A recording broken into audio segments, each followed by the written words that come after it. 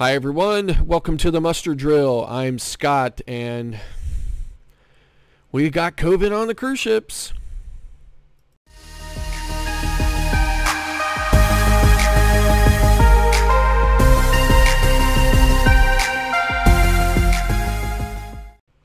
Hi everyone, welcome back. So, COVID at sea, COVID on the cruise ships. Hectic week for cruising, for the return of cruising. 6 cases on the Adventure and I think 7 cases on the Celebrity Edge, and of course 1 on the Millennium in Alaska. I mean, here's the evidence, folks. We're going to be dealing with COVID on the cruise ships the same way we've been dealing with COVID on land and in any other destination we've been going to. And as numb as the world has become to, oh yeah, more COVID cases, not exactly sure why we thought that we weren't going to see any on board. So, and I'm not sure who thought we weren't going to see any on board, but in any event, yeah, I mean, COVID's on board. So, but the important thing to remember is that the protocols have worked in every instance. The infected passengers or the sick passengers all reported to the medical center. That's the crucial point. I mean, and I'm not saying that no one would hide it, but that's the thing. They report to the medical center, they test positive, and the protocols are in place, so they're immediately able to trace everybody back. They're able to test everyone that might have been exposed, and they're able to get them, into a situation. They're able to get these people off the ship, go home, and the rest of the cruise is able to continue, without any additional restrictions. And that's the really important thing about all of this, is that that's what we're doing here, right? We're practicing, we're doing the protocols. The cruise lines are following the protocols regardless of Florida's, attempts, to make it more difficult for the cruise lines to, to do what they got to do for this. But, the protocols are in place. They're working, and it's just like at home. Somebody's going to get COVID, and the important thing is that we stop it from spreading through the whole ship, so we don't have another situation like we had on, the Princess. So, back at the beginning of COVID, where there was hundreds of people trapped on that ship, and as day after day, more and more people were infected. So, that's the important thing here, and it's working. So that's great news, and, we're going to, we're just going to see what, where it all ends up going. But, and we don't know whether or not any more lines will, require the PCR tests. Royal is requiring the PCR tests, but, Royal's had a rough week. I mean, had, 3 ships at least, 1 on Royal Caribbean and 2 of their sister Celebrity line, so they've had a rough week with it. So I can see why they might want to just say, okay, we're going to test everybody no matter what. So, okay.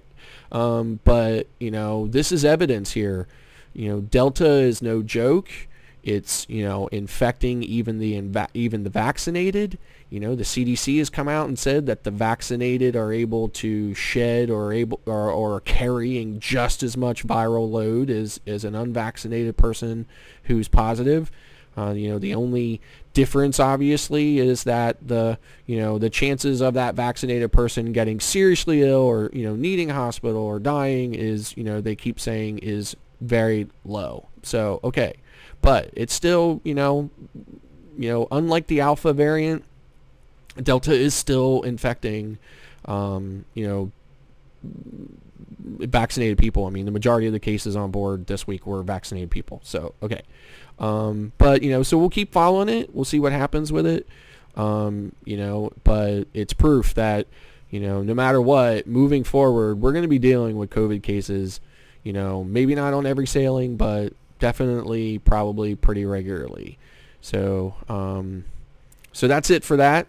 And then, some other quick cruising news is, Holland America has taken delivery of their third Pinnacle class ship, the new Rotterdam.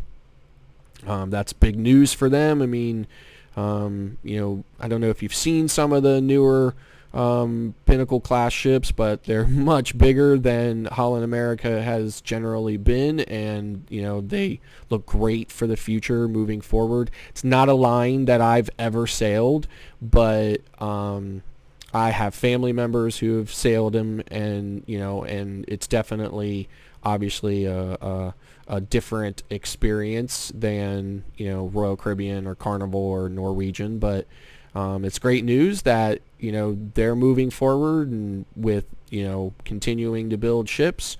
The other side is the Bahama Paradise, which is a smaller cruise line that sails two Costa, an older Costa ship, which they call the Classica, I believe, and an older Carnival ship, the Celebrity, I think, or something like that. Anyway, they've resumed sailing from the port of Palm Beach. They do 2-day, you know, it's kind of their signature thing. They do 2-day cruises from Palm Beach to the Bahamas, and they have resumed sailing from the Bahamas. And doing their 2-day cruises on the Classica, and they've started a new program for recognizing essential workers. They're offering essential workers, I think they're calling it their Hometown Hero Initiative, which is offering essential workers a free cruise. So if you know anyone, or anyone in your family, or if you yourself are an essential worker and you're interested in checking that out, you should definitely check out Bahama Paradise's website for more information on that.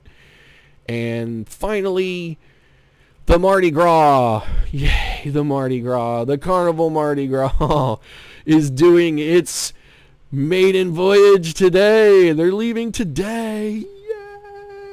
They're leaving today from I think around 6 o'clock or whatever. So we're really excited about that. We're going to be on the Mardi Gras on August 14th, which we are even more excited about.